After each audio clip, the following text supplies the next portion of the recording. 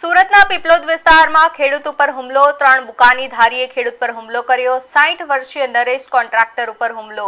Morning વોકથી ઘરે જતી વખતે આ હુમલો કરાયો છે। જમીન વિવાદમાં હુમલો થયો હોવાની વાત છે। ઉમરા પોલીસે ગુનો દાખલ કરી તપાસ હાથ ધરી। સુરતના પીપલોદમાં ખેડૂત પર હુમલો થયો છે। 3 બુકાની ધારીએ જીવલેણ હુમલો કર્યો। 60 વર્ષીય નરેશ કોન્ટ્રાક્ટર પર હુમલો। મોર્નિંગ વોકથી પરત ફરતી વખતે આ ઘટના બની। જમીન વિવાદમાં હુમલો થયો હોવાની આશંકા છે।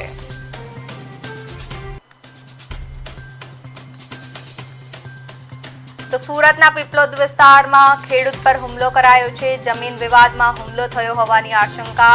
મોર્નિંગ વોકથી પરત ફરતી વખતે હુમલો થયો છે। 60 વર્ષીય નરેશ કોન્ટ્રાક્ટર પર હુમલાની આ ઘટના બની। 3 બુકાની ધારીએ જીવલેણ હુમલો કર્યો। વિડીયોમાં જોઈ શકાય છે કે 3 બુકાની ધારી આવે છે અને જીવલેણ હુમલો કરે છે। સુરતના પીપલોદમાં ખેડૂત પર આ જીવલેણ હુમલો કરાયો, જેને લઈ ચર્ચા તેજ બની છે।